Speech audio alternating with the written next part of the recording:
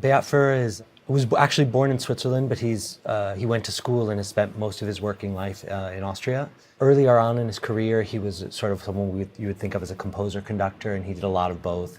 But he's really mostly composing these days, and his music works with sound and emotion and intensity in a way that's really quite extraordinary. There's a good description of all of the best of his music. It's incredibly strange and inventive, but emotionally powerful and gripping at the same time.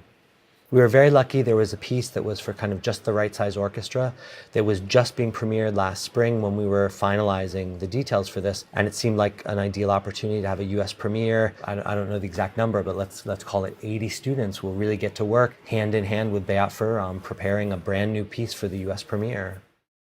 Notation requires a great deal of simplification. You put a dot on the page, and that dot on the page, for a violinist who's used to it in the right kind of repertoire, it tells them about bow speed, it tells them about bow pressure, it tells them about the angle of the bow, it tells them huge amounts of information that honestly aren't contained there.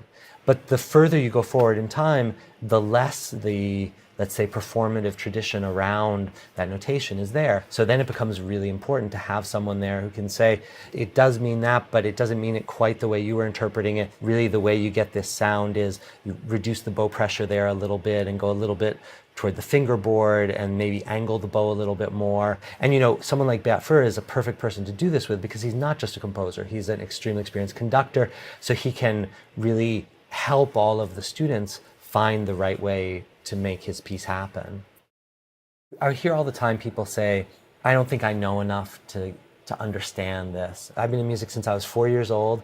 I have yet to meet a single person who heard a piece and didn't like it and then was told that the horn second theme was an inversion of the first melody in the violins, and then suddenly they liked the piece. It just doesn't work that way. The way we engage with things is much more intuitive, much more fluid than that. Most people today hear all kinds of everything from, you know, Japanese noise music to late 60s Bay Area punk. We hear such a range of sounds and structures that I actually think it's no longer the case that people go in with, this is what an orchestra should sound like. It's not so much that the music is inaccessible, it's that if you go in there with a strong set of expectations, then you get into a pattern matching issue. So what you notice isn't what's there, but what's not there. I was expecting to have a big orchestral fanfare opening and there's nothing, so now I'm confused because this thing I was looking for isn't there. I think what you want to do is you want to go in, you want to try and listen. What does it sound like? How does it make me feel? Are there things that you recognize? Or when things change, be present with what's happening without setting a lot of expectations about what should or shouldn't happen. You don't need to know how Beat made his piece.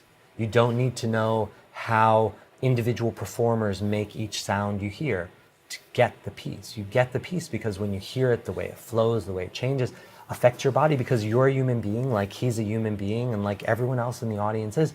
And you, by and large, have similar minds and similar ears, similar bodies. And so the kinds of sounds and movements and times and breathing that affect one of us tend to affect all of us.